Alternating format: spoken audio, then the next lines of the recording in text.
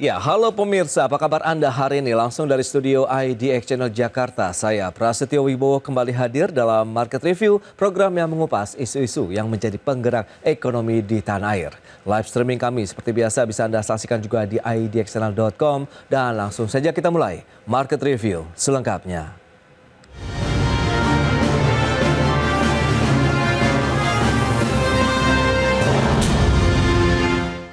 Ya, konflik antara Iran dan Israel semakin memanas seiring dengan aksi saling membalas serangan rudal jarak jauh maupun drone. Konflik yang semakin meluas di kawasan Timur Tengah ini pun dikhawatirkan akan semakin menekan perekonomian global termasuk Indonesia. Memasuki hari ke-6, konflik antara Iran dan Israel di kawasan Timur Tengah semakin memanas. Kedua negara saling serang dengan menggunakan rudal jelajah jarak jauh dan drone kamikaze dengan menyasar fasilitas strategis seperti kilang minyak, gedung pemerintahan, maupun fasilitas nuklir. Akibatnya, aktivitas ekonomi dan masyarakat di kedua negara terhenti guna menghindari serangan mematikan rudal jarak jauh. Kehancuran dan kerusakan bangunan serta infrastruktur telah terjadi meski Israel memiliki sistem pertahanan terhadap serangan rudal Iron Dome. Jumlah korban pun terus bertambah. Iran mengatakan sedikitnya 224 orang tewas dan lebih dari 1.200 orang terluka. Sementara Israel menyatakan sedikitnya ada 24 orang tewas dan melukai 592 lainnya. Eskalasi konflik Iran dan Israel juga ikut menaikkan suhu perekonomian dunia sehingga dikhawatirkan akan ikut menekan perekonomian Indonesia. Di sisi lain, pemerintah juga terus mewaspadai perkembangan kondisi geopolitik yang akan semakin meningkatkan ketidakpastian terhadap rantai pasok dan jalur distribusi komoditas dunia. Risiko pertama adalah ketidakpastian harga cenderung naik, seperti harga minyak yang naik. Namun di sisi lain, dari sisi perekonomian global akan cenderung melemah. Jadi kombinasi kenaikan harga-harga karena disrupsi geopolitik dan security itu menyebabkan tekanan harga berarti inflasi naik, namun dikombinasikan dengan ketidakpastian yang menyebabkan ekonomi global melemah. Itu kombinasi yang harus kita waspadai. Sri Mulyani menambahkan pelemahan ekonomi memberi dampak buruk seperti kenaikan inflasi dan imbal hasil atau yield yang dipicu kondisi geopolitik dan kebijakan fiskal, sehingga akan menggerakkan nilai tukar dan juga suku bunga global. Berbagai sumber IDX Channel. Ya, pemirsa, untuk membahas tema kita kali ini, Iran, Israel makin panas, Indonesia harus waspada. Kita sudah tersambung melalui Zoom bersama dengan Mas Fitra Faisal. Beliau adalah tenaga ahli kantor komunikasi kepresidenan. Kemudian sudah bergabung juga ada Profesor Aryawan Gunadi, pakar hukum bisnis dan internasional Universitas Tarumanagara. Sebelum membahas lebih jauh, kita ke Mas Fitra terlebih dahulu nih terkait dengan bagaimana Anda melihat semakin panasnya konflik di Timur Tengah, dan kali ini Iran Israel yang ya kita tahu saling serang dengan rudal jarak jauh begitu, Mas Fitra. Ya, jadi ketakutan utama global tentunya ada kemungkinan harga minyak dunia itu akan meninggi. Oke. Ya, sampai simulasi yang terburuk, worst case scenario-nya sampai 100 US dollar per barrel ya. Kalau kita melihat data dari West Texas Intermediate sekarang sudah 75 US dollar per barrel. Padahal pekan lalu atau 2 pekan yang lalu itu masih berada di 64 US dollar per barrel. Nah, ini juga ketakutannya akan semakin besar ketika Selat Hormuz itu ditutup ya. Yeah. Sementara itu masih bisa lalu lalang, tapi ketika itu ditutup, kalau kita lihat dari sisi magnitude-nya itu ada 18 sampai 20 juta barrel per day itu lalu lalang di sana, yang setara dengan 20% dari total konsumsi minyak dunia. Nah, ini menjadi salah satu fokus perhatian ya. Kalau misalnya memang itu benar ada eskalasi lanjutan, akan kemudian menjadi worst possible scenario yang tadi saya sampaikan. Nah, tentunya beberapa skenario tersebut menghasilkan tekanan-tekanan dari sisi fiskal ya, dari sisi APBN. Memang sekarang ini asumsi makro untuk tahun 2025 harga minyak itu di 82 US dollar per barrel ya. Nah, yang mana sekarang itu masih antara 74 sampai 75 US dollar per barrel, belum sampai di angka asumsi makro. Tetapi ketika itu bisa lebih tinggi dibandingkan dengan 82 US dollar per barrel, setiap 1 US dollar peningkatan di atas angka asumsi makro, maka ada potensi peningkatan subsidi antara 3 sampai 5 triliun rupiah jika pemerintah dalam hal ini mencoba untuk mempertahankan level harga BBM ya untuk tidak disesuaikan harganya. Dan dari asesmen kami akan ada tambahan-tambahan yang lumayan signifikan ya sampai 100 US dollar per barrel tadi, Mas Pras. Tapi untuk kondisi sekarang Ya, kita melihat bahwa dari sisi sektor keuangan misalnya rupiah masih relatif netral ya karena di saat yang bersamaan foreign funds itu juga melakukan aktivitas de-risking dari US portfolios ya. Yang kita lihat pertama dengan adanya dolar indeks yang melemah bagus untuk rupiah. Yang kemudian kita juga melihat tensi dari USD 10-year yield yang 10 tahun itu ternyata belum terlalu tinggi ya, antara 4,3 atau 4,4. Untungnya terbantu dengan pelemahan-pelemahan ekonomi di Amerika Serikat sendiri, sehingga itu membuat di bond market sendiri itu relatif lebih menjadi tempat transit ya yang baik. memadai untuk aliran keluar dari equity market di pasar Amerika Serikat. Dan Hmm. kedua kombinasi ini, kedua variabel ini antara USD 10-year yang tidak terlalu tinggi dan juga dolar indeks yang lemah itu membuat potensi rupiah ini sebenarnya relatif terjaga ya. Dan kita juga bisa masih melihat bahwa market kita masih relatif lebih oke ya, terutama didorong oleh emiten-emiten yang mana fokusnya di komoditas ya. Beberapa pekan terakhir kita melihat bahwa ada potensi peningkatan ya emiten-emiten yang memang di komoditas tersebut. Meskipun di sisi yang lain emiten perbankan itu juga struggling. Tapi all in Baik. all kita melihat relatif netral. Meskipun pemerintah dalam hal ini dari sisi Ya. kesiapan mitigasi terus untuk mencoba melakukan assessment-assessment Hmm. fiskal yang memadai untuk melakukan intervensi-intervensi yang diperlukan begitu Mas Pras. Baik Mas Fitra, ini menarik. Nah, dari kacamata Prof. Aryawan Gunadi sendiri, bagaimana Anda melihat eskalasi yang semakin memanas begitu di Timur Tengah terkait dengan perekonomian global, apakah juga akan menghangatkan ekonomi di dalam negeri?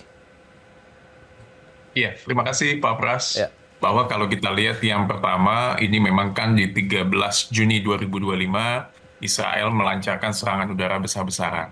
Jadi kan memang lebih dari 12 lokasi ke Iran ya kan dengan namanya Operation Rising Lion. Dan di mana Iran membalas menyerang dengan Operation True Promise 3. Nah ya. ini yang memang menjadi memicu kemarahan dari Teheran. Dan reaksi global, kalau saya lihat dari PBB, lalu juga Prancis dan Turki memang menyerukan adanya semacam deeskalasi, dan Amerika Serikat juga menempatkan sekutu tambahan dengan melakukan evaluasi dan sebagainya. Jadi ini pun juga kalau kita lihat kan Trump juga mempersingkat kunjungan G7-nya untuk security-nya Amerika Serikat. Dan yang menjadi poin adalah tadi menyambung Pak Fitra betul, tentu terkait dengan barel minyak ini pasti akan memiliki efek. Dan juga kalau kita lihat dengan serangan-serangan yang ada memiliki dampak perekonomian kepada dunia. Yang pertama adalah harga minyak dan energi dengan dalam satu hari itu kan bisa sampai 7% ya. Dan menyebabkan kekhawatiran gangguan di Selat Hormuz yang mengangkut sekitar 19 juta BPH. Nah ini kan per barelnya akan bisa naik. Yang kedua adalah berkaitan dengan perekonomian dunia adalah pasar finansial yang kemungkinan bisa secara global akan terguncang.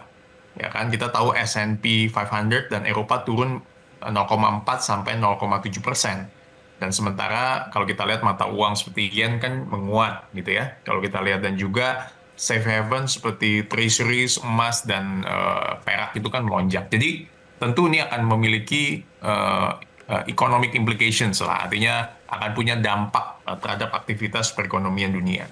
Kalau kita lihat juga dari perspektif biaya asuransi gitu ya dan ya. juga kiriman minyak. Premi asuransi itu kan tanker kan melonjak. Lalu juga biaya pengiriman itu kan cukup naik signifikan. Jadi kita lihat nanti sejauh mana ada relasi dengan perang tarif yang diinisiasi oleh pemerintah Amerika Serikat gitu. Artinya apakah bisa berlanjut? Karena kalau dilihat dari Amerika perang tarif misalnya, AS kan juga memperpanjang tarif 32% gitu kan, walaupun sekarang lagi masa tunggu gitu. Tetapi negosiasi kan sedang berlangsung. Dan ini pasti ada kaitan dengan geopolitik dengan adanya Iran dan Israel ini. Dan yang terpenting juga adalah mengenai respons kebijakan moneter.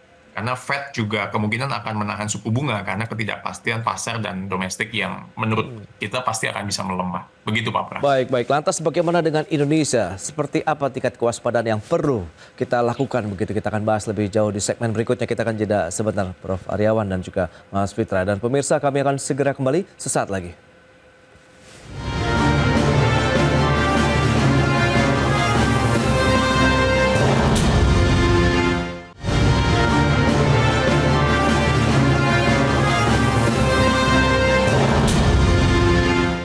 Ya, terima kasih Anda masih bergabung bersama kami dalam Market Review, pemirsa, dan berikut ini kembali kami sampaikan data bagaimana proyeksi pertumbuhan ekonomi Indonesia dari sejumlah lembaga dunia. Begitu ya, kita akan cermati bersama.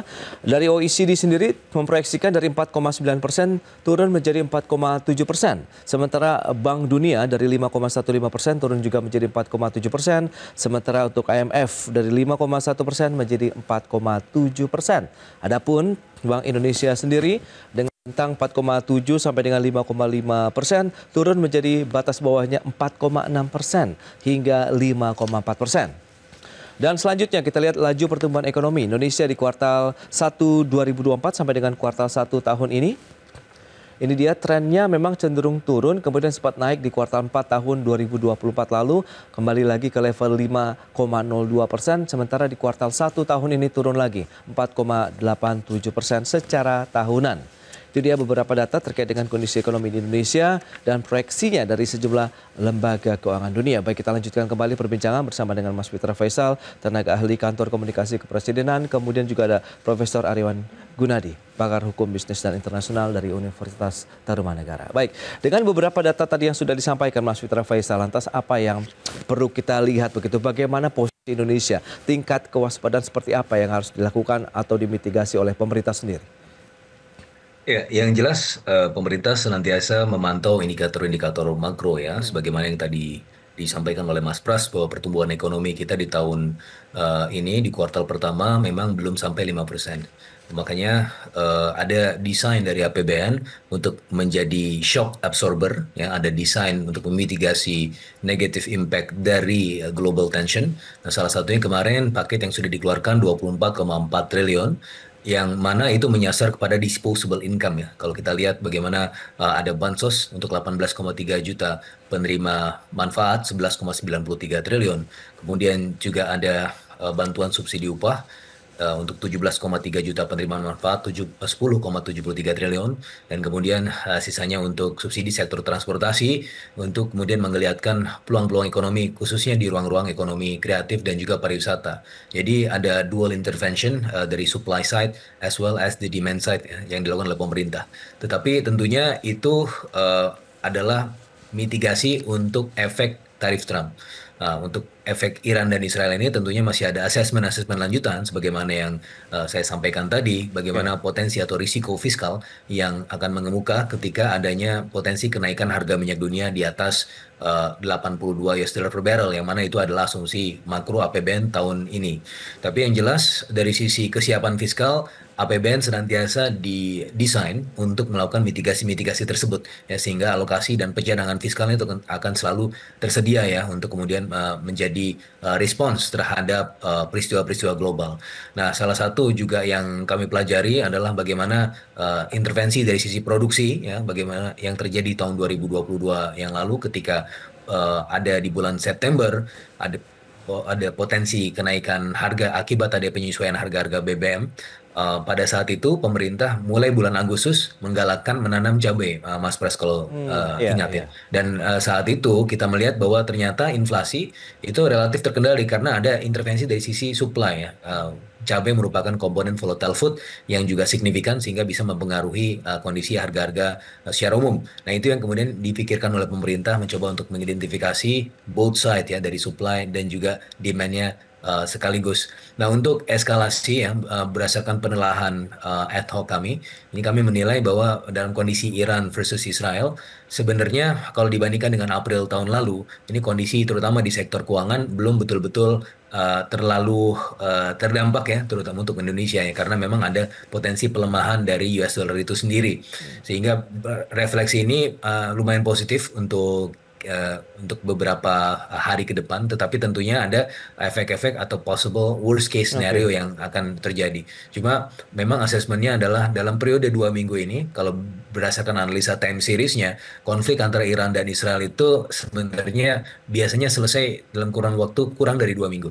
Nah, tapi permasalahannya adalah apabila threshold itu di breach, maka kita harus siap-siap ada possible eskalasi, yang mana ini menjadi sangat serius ya untuk kondisi tidak hanya untuk Indonesia tapi secara global. Baik. Tetapi untuk Amerika Serikat sendiri, Mas Pras, sebagai salah satu variabel yang paling penting adalah Amerika sangat concern terhadap harga energi, di mana elastisitas atau sensitivitas harga energi tersebut terhadap inflasi di Amerika Serikat cukup signifikan, dan ini menjadi perhatian Donald Trump semenjak berkuasa. Dia Ya, tidak ya. masalah ketika tarifnya itu naik karena ongkos-ongkos produksi dan seterusnya. Belum ada refleksi peningkatan tarif itu kelihatan di ekonomi Amerika Serikat, yang justru yang terjadi sekarang inflasinya relatif stabil. Baik. Tetapi ketika itu dari sisi energi, maka inflasi itu akan segera terdampak, dan ini menjadi concern Amerika Serikat juga, Oke, dan akan itu dia. memberikan intervensi-intervensi Kekhawatiran ya lanjutan. terkait dengan Ya, sektor energi ya, dengan dampak betul. perang di kawasan Timur Tengah sendiri. Nah, Prof. Aryawan, lantas bagaimana dengan oposisi Indonesia saat ini? Mengingat juga kan kita masih terdampak dengan perang tarif begitu yang terjadi saat ini, yang sempat diinisiasi oleh pemerintah Amerika Serikat dengan tarif resiprokalnya. Apakah ini jadi menambah tekanan yang berlipat ganda begitu terkait dengan tekanan ekonomi Indonesia, atau yang seperti Mas Mitra sampaikan dari sisi industri keuangan belum terlalu signifikan begitu dampaknya? Iya, betul. Jadi ya memang semua ini kan akumulatif ya di tahun ini dengan adanya war tariff, lalu juga ada berkaitan dengan kondisi geopolitik yang sekarang ini cukup ramai di Iran dan Israel. Ya. Akan tetapi kalau kita lihat bagaimana tingkat untuk kewaspadaan Indonesianya, kalau kita lihat kan Indonesia kan sudah mengaktifkan program-program penguatan cadangan pangan nasional oleh Pak Presiden melalui food estates kan. Lewat kementerian di Sumatera, ada di catatan saya di Kalimantan, dan ada di Papua juga. Iya. Dan juga kan Bulog diminta juga memperluas gudang penyimpanan strategis dan mempercepat importasi beras dari Vietnam dan India. Dan ini bisa mengantisipasi tentu potensi inflasi pangan. Ini menurut saya salah satu yang bisa kita kaitkan, walaupun ada kondisi geopolitik yang Iran dan Israel, lalu juga ada masa tunggu ya dengan adanya perang tarif antara Amerika Serikat dengan China.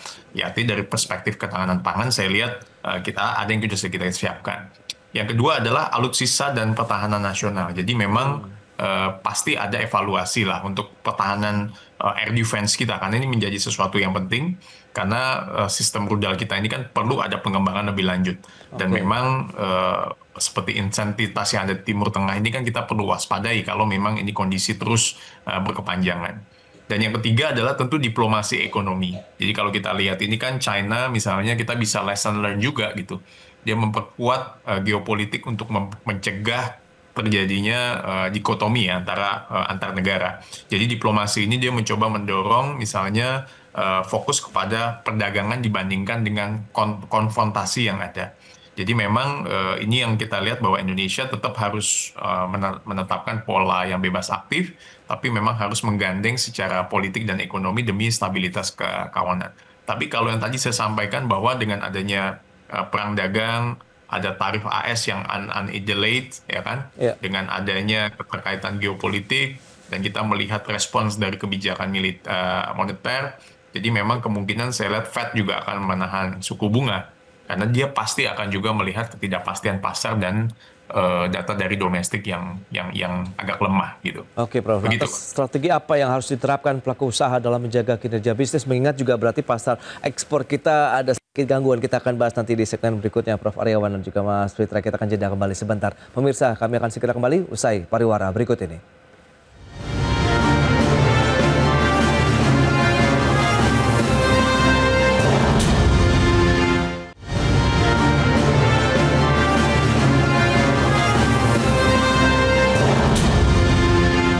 Ya, Anda masih menyaksikan Market Review dan kita akan lanjutkan kembali perbincangan bersama dengan Profesor Aryawan Gunadi dan juga Mas Fitra Faisal. Nah, Prof, lantas kalau kita bicara mengenai strategi yang harus diterapkan pelaku usaha begitu untuk menyikapi kondisi eksternal kita yang saat ini juga tengah terguncang, apakah ini akan berdampak terkait dengan kegiatan eksportasi dan juga kinerja eksportasi Indonesia ke depannya? Iya, yang pasti memang kalau dilihat pelaku usaha ya memang memegang peranan yang sangat penting dalam kaitan dengan kinerja bisnis yang tetap positif di tengah kondisi geopolitik yang ada. Yang pertama adalah mungkin ya, kita bisa akan juga melihat diversifikasi dari sumber energi. Misalnya dengan investment di solar panel gitu kan, biomasa, dan energi alternatif bisa mengurangi ketergantungan minyak bumi. Jadi mungkin pelaku usaha kita bisa mendorong ke sana. Dan yang kedua adalah long term strategic lah, dengan adanya off the record. Jadi ini memang dengan gejolak ini bisa mendorong transisi kepada EV dan energi digital. Dan saya yakin dari pihak pemerintah juga concern dengan EV dan energi digital. Jadi bagaimana mengarah kepada sistem ekonomi yang terpusat dengan adanya New World Order ini. Jadi memang kita juga bukan hanya mengikut pasar, tapi juga kita producer dari teknologi yang ada. Yang ketiga adalah akselerasi dari transformasi digital dan efisiensi logistik. Ini menjadi sesuatu hal yang penting karena dengan kita akselerasi di transformasi digital akan bisa memudahkan kita memangkas rantai pasok yang ada, dan sistem distribusi yang ada juga berbasis data lebih mudah, sehingga pendistribusiannya akan bisa lebih baik. Dan juga kalau kita lihat kan memang stok untuk harga BBM kan cukup krusial nih, karena dengan adanya kondisi geopolitik yang ada. Jadi ini memang kondisi ini, prediksi kita juga bisa menimbulkan disrupsi pasokan energi global yang bisa terhambat. Dan akan bisa juga memukul negara-negara yang net importer seperti Indonesia. Nah, kita bisa saja kita memberikan alternatif membeli minyak misalnya dari Rusia atau seperti India gitu kan. Ya kan, itu yang bisa mendapatkan mungkin potongan diskon ya. Nah ini kita, atau misalnya setuju dengan Rusia untuk berkaitan dengan alutsista, tukar-menukar dan sebagainya. Atau juga kita bisa opsi beli dari Amerika Serikat untuk negosiasi dengan tarif dagang, ya kan, dan sebagainya, untuk CPO dan sebagainya. Jadi kalau kita lihat pertumbuhan ekonomi kuartal 1 2025 kan di catatan saya kan masih oke. Walaupun ada beberapa yang turun dan inflasi juga masih ini 3,2%, tapi memang kita harus jaga berkaitan dengan lonjakan harga ekonomi global yang ada. Begitu Pak Pras. Baik. Nah, dari sisi pemerintah sendiri bagaimana Mas Fitra Anda melihat begitu strateginya, kan fokus nanti untuk meningkatkan pangsa pasar dalam negeri di tengah juga kondisi eksternal yang sedang mengalami gangguan, atau bagaimana? Sementara kita tahu kan data PMI manufaktur juga setengah mengalami pelemahan, sudah meninggalkan level ekspansinya, kemudian di satu sisi daya beli masyarakat juga masih menjadi PR tersendiri begitu Mas Fitra. Iya, civis pacem para belum ya. Jika mau damai maka harus siap-siap perang, dan prinsip ini sudah dipegang oleh Presiden semenjak awal menjabat ya. Makanya kalau Mas Pras melihat itu ada dari Asta Cita, ada ketahanan energi, ketahanan pangan.